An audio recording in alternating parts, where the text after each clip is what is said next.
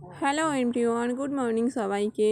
তো এখন দেখো, এখন হচ্ছে সকালবেলা আমার সমস্ত কাজকর্ম সারা হয়ে গিয়েছিল। তারপরে আমি দেখো আমার ছেলের জন্য হরলিক্স করে বলে জল গরম বসিয়েছিলাম, আর তারপরে ছেলেকে হরলিক্সটা করে দেবার পর আমি একটু লাল চা করে নিয়েছিলাম। কারণ কি আমার তো দুধ চা খেলে গ্যাস হয়, সেই জন্য কালকের রুটি ছিল, সেই জন্য ভাবলাম যে লাল চা করিয়ে একটু রুটি খাওয়াবো, সেই জন্য লাল চা রুটি করে নিয়েছিলাম। আর তারপরে দেখো আমি চলে বাজারে এসেছিলাম ফোনে পয়সা ভরতেই।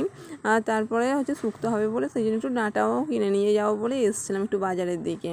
আর আজকে আমাদের রান্না হচ্ছিল শুক্তো, আর হচ্ছে কালকের ভোলা মাছ ভাজা ছিল, ভোলা মাছের ঝাল, আর হচ্ছিলো ইলিশ মাছের তরকারি।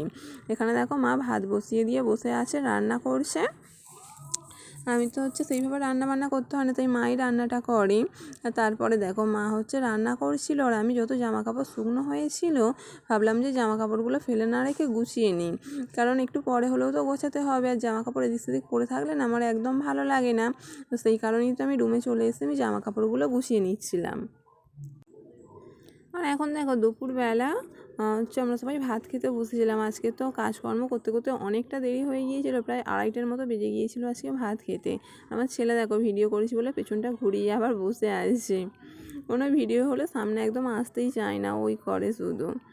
আর তারপরে দেখো ভাত খেয়ে বাসন মেজে আমি ছাদে চলে এসেছিলাম স্নান করে যে জামা কাপড়গুলো ছিল সেইগুলো মেলতে, কারণ এতটাই দেরি হয়ে গিয়েছিল যে স্নান করে আর জামা কাপড় ধোবারও টাইম হয়নি। এত জোর খিদে পাচ্ছিলো, তাই ভাবলাম যে আগে ভাতটা খেয়ে নিই।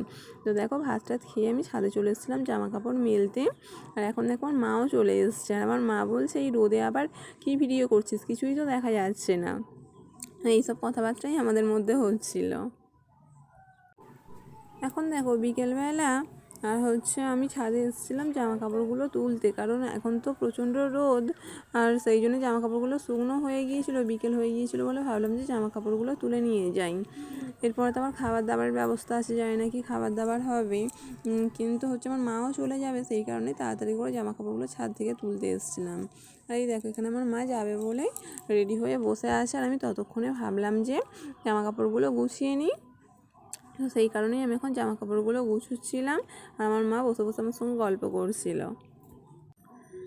তারপরে দেখো জামা কাপড়গুলো তো গোছানো হয়ে গিয়েছিলো, আর আমি সেই সরস্বতী পুজোয় গিয়েছিলাম, সেই থেকে না সাজের জিনিসগুলো আর তোলা হয়নি, সেই জন্যই ভাবলাম যে এগুলোও একটু গুছিয়ে নিই, কারণ কতদিন হয়ে গেল পরে আছে, আর বাইরে সব জিনিস পরে থাকলে তো ভালোও লাগে না, সেই কারণে আমি একটু গোছগাছ করে নিচ্ছিলাম। আর হচ্ছে আমার ভিডিওতে একটা দিদিভাই কমেন্ট করেছে যে খুব সুন্দর হয়েছে, তো ধন্যবাদ দিদিভাই তোমাকে, এইভাবেই আমার পাশে থেকো, আর আমিও সবার পাশে থাকবো।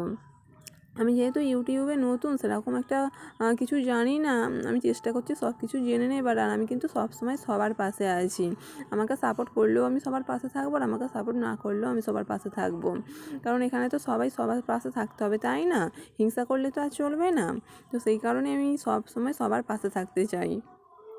আর এখন দেখো সন্ধ্যাবেলা আমার মা তো চলে গিয়েছিলো, আজকে খাবার দাবারও হয়নি, আজকে আমার শাশুড়ি বলেছিল যে মুড়ি খেয়ে নেওয়া হবে, সেই কারণেই আমি ছেলেকে পড়াতে বসেছিলাম, কারণ আজকে যেহেতু সানডে ছেলের ছুটি, সেই কারণে ওকে পড়াচ্ছিলাম। তারপর দেখো পড়ানো হয়ে গিয়েছিলো, আজকে তো মুড়ি খাওয়া হবে, সেই কারণে কিছু করিনি, তাই ভাবলাম যে সবার মুড়ি খেয়ে শুয়ে পড়ি, সেই কারণে আবার খেয়েও নিচ্ছিলাম। তো চলো আজকে এই পর্যন্তই, টাটা, দেখা হবে আবার একটা পরবর্তী ব্লগে। ততক্ষণে তোমরা ভালো থেকো, সুস্থ থেকো, আর আমার ভিডিও যদি ভালো লাগে তাহলে আমার চ্যানেলটাকে সাবস্ক্রাইব করে দিও। টাটা।